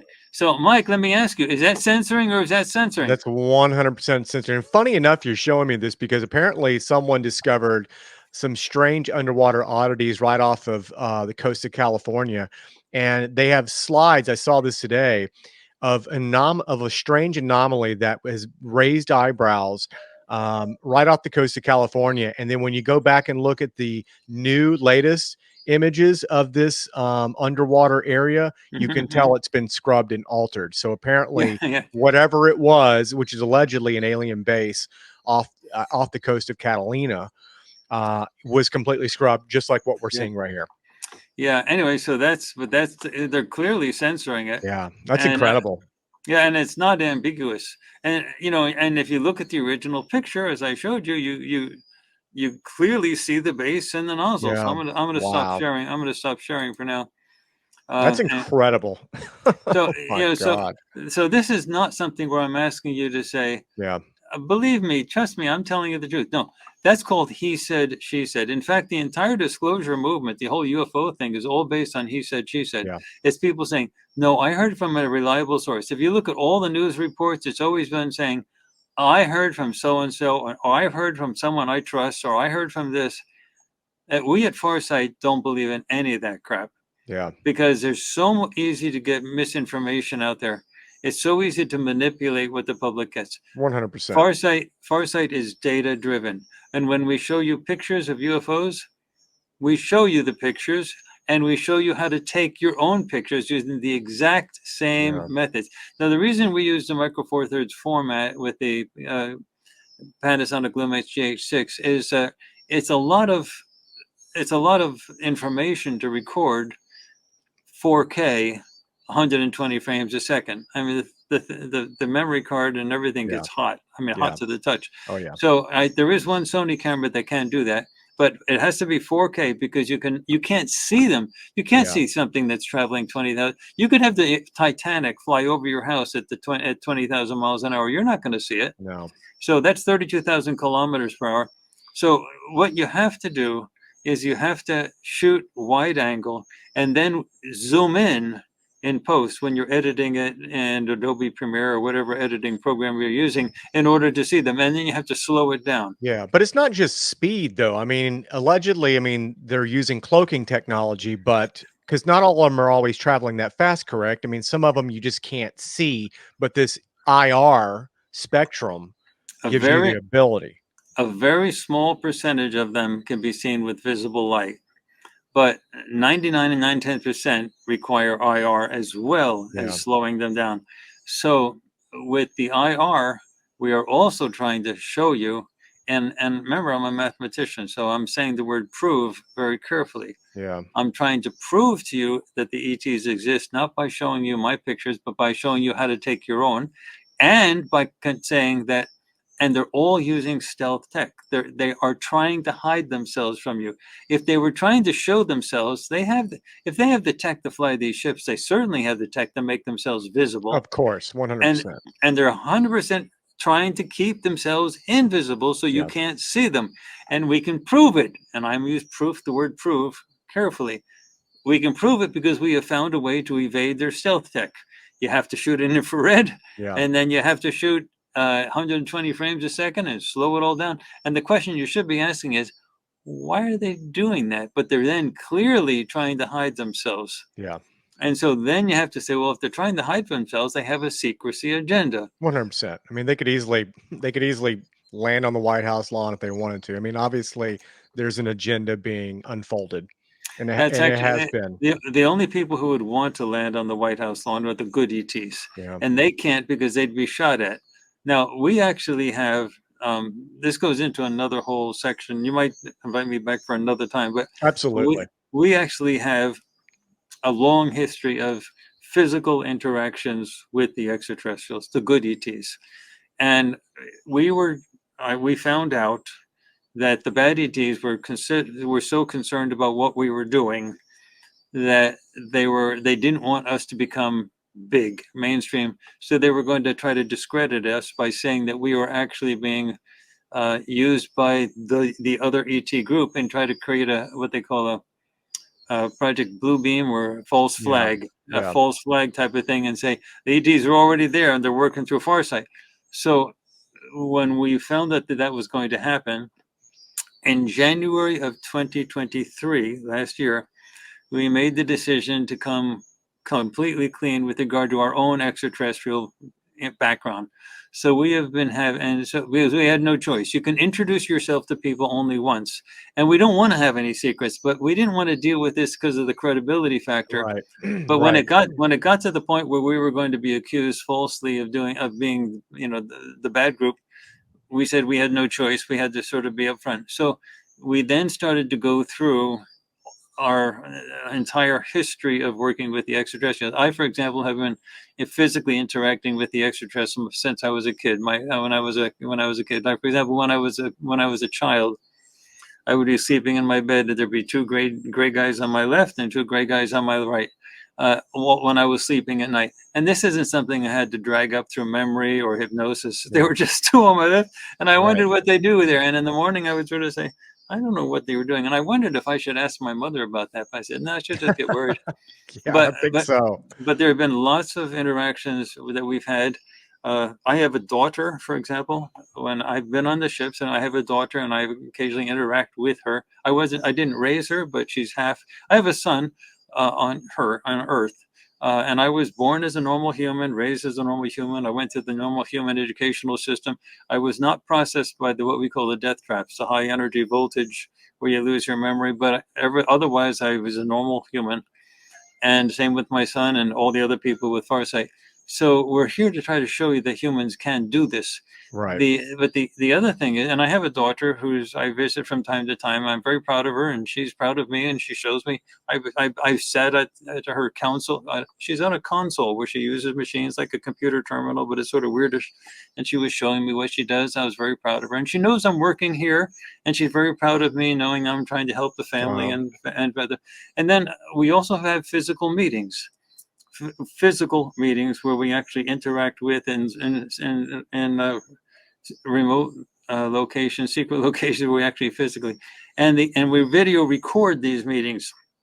Now the extraterrestrials are invisible when we video record it, and originally it was really weird for people. Oh, are you telling me you're having a conversation with invisible aliens? Yes, and the reason that has to be, yeah, the reason that has to be, we actually did a remote viewing project so that the remote viewers that we work with could be Yeah. convinced themselves under totally blind conditions. All remote viewers, not knowing anything about the target, anything about the project, came up with the exact same thing. They described the beach, they described the location, they described Mhm. me and the guy we call Harvey, and talking on the beach, and the entourage with the military people. They're fully armed. The military people have arms all over the place, but everything's invisible. And then, and you can sort of say, well, why don't they just show themselves? The reason they don't show themselves is because of what you see with the secret space program and the crash retrieval program. The instant they show themselves, there's a military response, immediate. You'd have an immediate military response, and they're nervous when they have these meetings with us. They're actually, that's why they have military people, security people all over the Mhm. place. Everything's on high alert. They could be shot down. Their Yeah. ships could be shot down, and they could be captured. This is a zombie planet as far as they're concerned. So they have to stay invisible. But we at Farsight have the capability of interacting with them. We can see them. You can't see them. The camera doesn't pick them up, Yeah. but we can see them because we've been working with the remote viewing for so long. We can clearly see things that you don't see, but Yeah. we can see them, and we can talk telepathically, fluently with them, just like they talk among themselves. So we have all those capabilities fully, like just like a normal extraterrestrial would do. And the point is that um, we have these meetings and we record them because we needed to have the meetings at a time. We had all of these projects that we had, but we needed something to help stitch everything together, something to sort of explain things around the edges and everything. And so they said, well, we have to have meetings to do that. So we ended up starting to have these meetings. So we call them conversations with Harvey. And then we use the word conversations with Harvey because he's one of the guys who we interact with a lot. And that came out of the play and later movie called Harvey, starring Jimmy Stewart, where there's an invisible rabbit Oh, yeah. who's a puka, Yeah. and Jimmy Stewart in the movie can Yeah. see the Right. huge invisible rabbit, but nobody else can. But later on in the movie, a few people else can start seeing the rabbit, and they think they're going crazy and everything. But it's a very, very funny story about Jimmy Stewart and the invisible rabbit called Harvey. And so we named our extraterrestrial Harvey. He looks like human, just like you and I. And we have no trouble seeing him, but you would see an empty chair. And the camera sees an empty chair, but we have no trouble. But we did a remote viewing project where all of the remote viewers under totally blind conditions saw it. And then they said, so it's for real. I mean, they had to have it proven to Is it themselves as is well. it is it really a physical being, or is it more of a projection? No, it's a full, real physical being. They have tech that makes themselves invisible. I And gotcha. and if they don't do that, they'd get shot. They'd Yeah. get captured. And the response would be instantaneous. Yeah. You see, remember the UFOs that are crashing because they let themselves get close to the planet. They Yeah. get sort of tricked into a certain spot, and then the secret space program just Yeah. hits them either from something. Sensors Is sensors and applications. Yeah, and that when they come, they have a number of ships, and they have a whole bunch of people. That would be the mother lode of stuff that the bad ETs would want the American secret space program to shoot. So I'm sure you've seen that one really famous video where I think it's from like the ISS, where you see an object approaching Earth's atmosphere, and then you see a flash that looks like it's coming from Earth itself, and yeah, I've seen that. you can see a projectile approaching the craft at very high speed, and the craft just shoots off. So that's Yeah, I have, and we have, actually projects for all of these things of that type that you're talking. I'm going Yeah. to show one more share screen thing so you can Okay. actually see, and that's here. This is farsightprime.com. This is our streaming service, farsightprime.com. Totally on the level of Hulu, Netflix, theatrically interesting and everything. All these thumbnails that you're seeing are special. Our projects are often 1 to 3 hours or more, even Wow. projects on all of the subjects that you've been asking, plus a hundred Yeah. thousand times more. I I mean, believe I'm going to be signing up tonight. so, and we even covered the JFK assassination, Yeah. 9/11, the psychology of Adolf Hitler, a lot of archaeological stuff based on, and we have one on Lao Tzu, and we have, Mhm. of course, we have the death traps. That's a very one. That's the one that a lot of people want to see.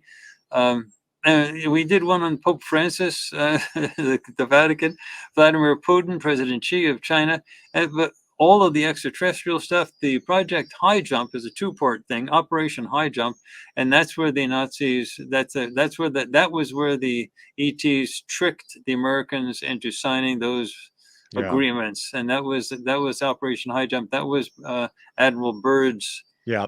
fleet that went down to Antarctica and got their butt whipped. Yeah, and it was funny because he actually admitted that to a South American newspaper whenever they were, I forget what country it was. Yeah, But he actually goes on the record and talks about how they had a battle with UFOs.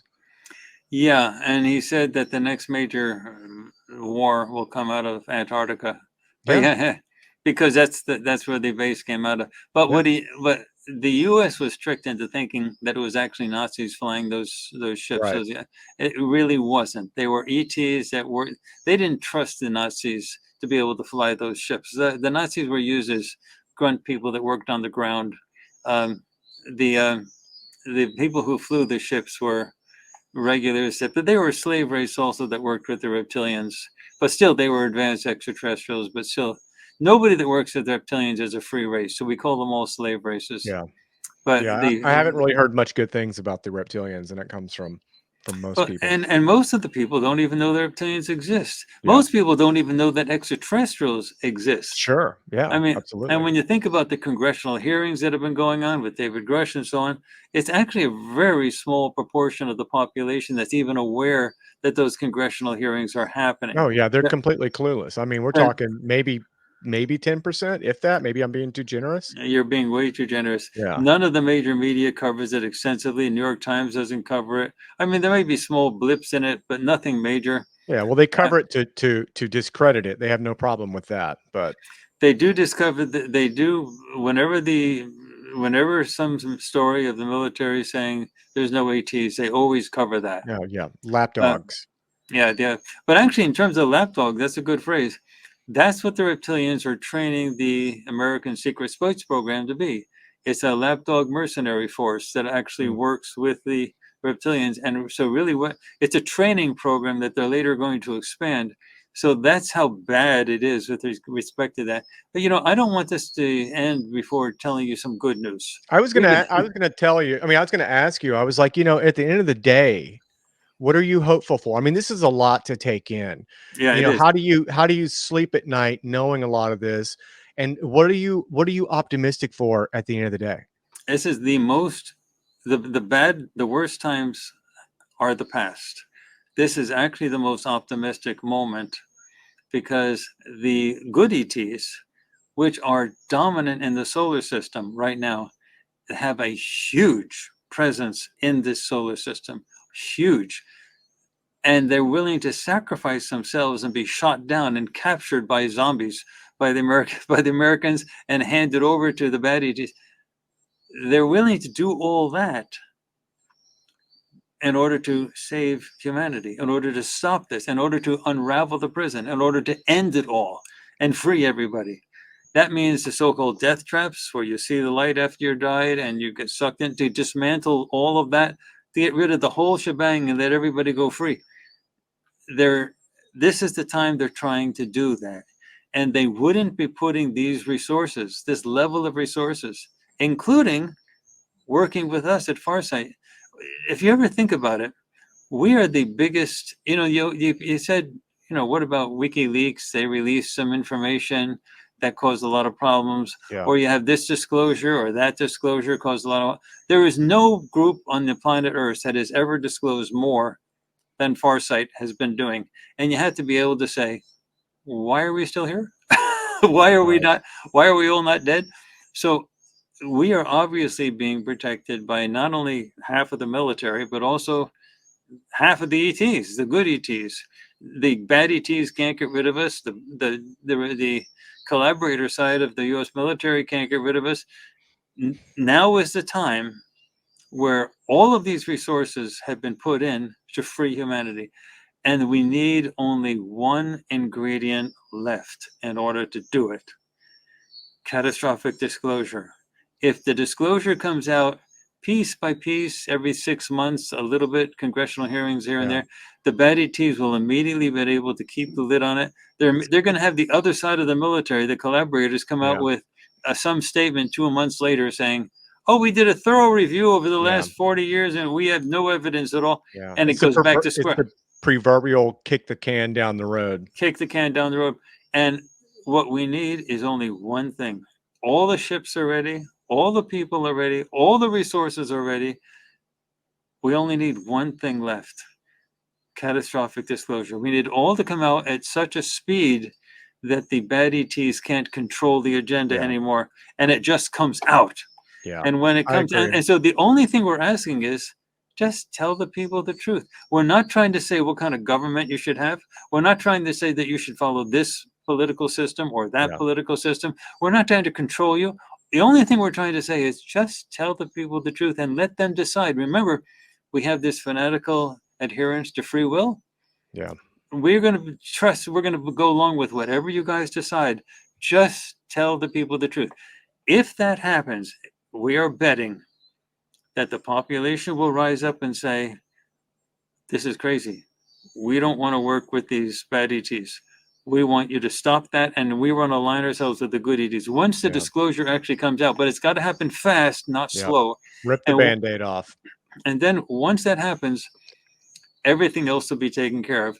The good ETs have more than enough, I'm telling you, way more than enough military resources to deal with this.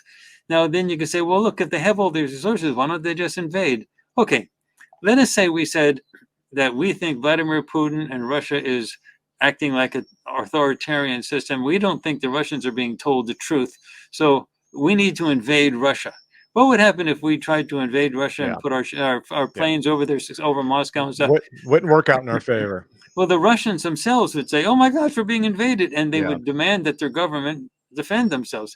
What Yeah. if we did the same thing with China? They said, "No, China doesn't have a free internet. We need to invade to change it." If we did try to invade China, the Chinese people would say, "Help us," and they demand that the government, defend themselves against the Americans. So if the good ETs try to invade the planet Earth, the prison system that's actually run here, this is their facility, the bad ET's facility, if they tried to invade it, the whole human population would rise up and scream, "Help! We're being invaded!" And they Right. would, and then what you'd have to do, they'd have to fight not only the bad ETs, they'd have to fight humanity. And Yeah. then once they got rid of the bad ETs, what are they going to do with humanity? Send them all off to re-education camps? So they're stuck. They can't invade. Besides, the bad ETs wouldn't mind for a second just blowing up the whole planet. They Sure. wouldn't care because why? They get to keep all the ISBs. They got the machinery, the so-called death traps, all set up. All the ISBs will be soaked up, and they go and put them in another planet Yep. and start all over again. Start all So over.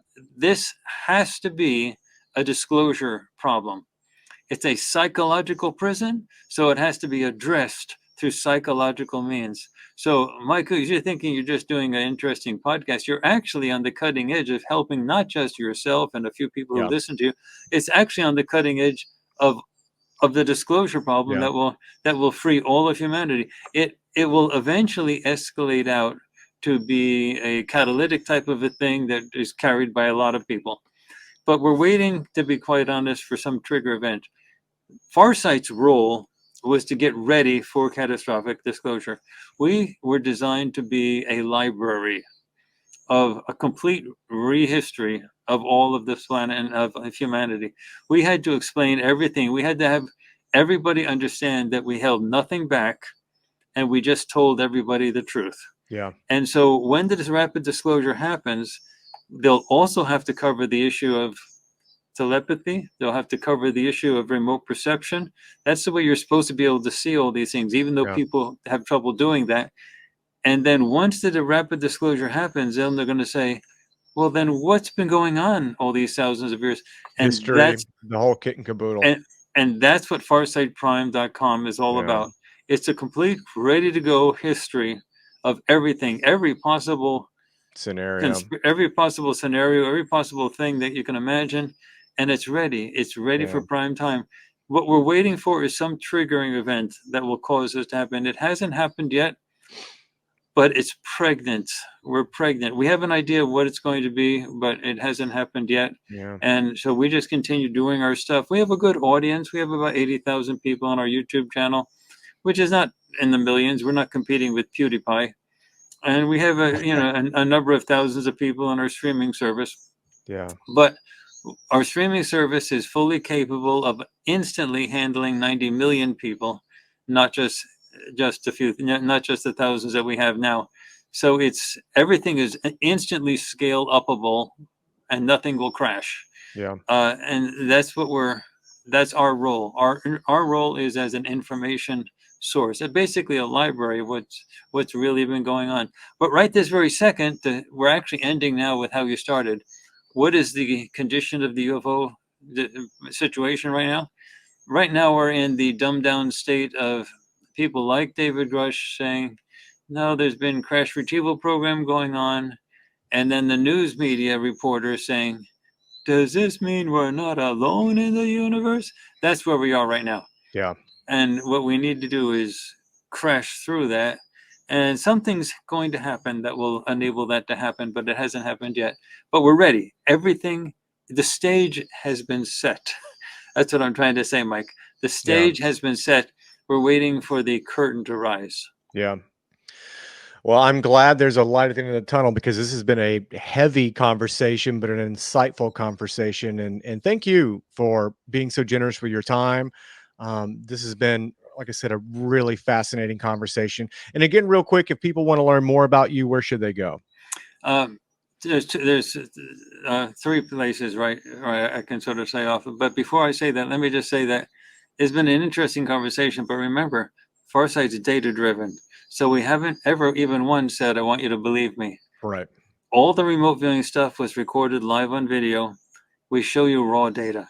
All the video recordings of UFOs, we show you raw data. We show you and we show you how to reproduce it yourself, including the remote viewing instructional which is stuff. Amazing. So this is not a believe us, so you can put us in the daisy chain of he said, she said. This is we show you what we've done and we show you how to replicate.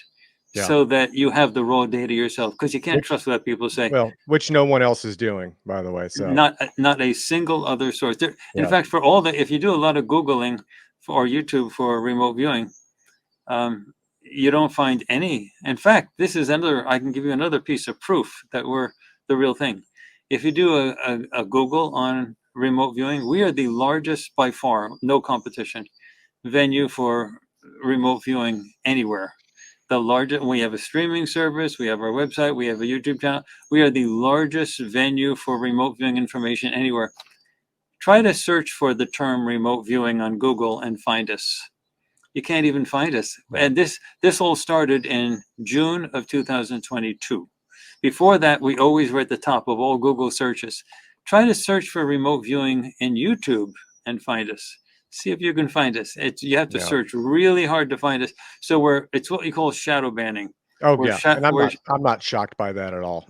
We're shadow banned on YouTube and Google, and then it used to be that only YouTube and shadow and Google were shadow banning. On all the other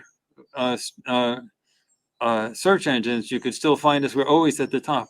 Yeah. But one after the next, it all clicked in. Yahoo and everything, they all clicked. Yeah. So the shadow banning sort of ricocheted through all of it. So if you want proof that we're the real thing, try to find us. They don't want you to find us on the other. So means you're doing something right.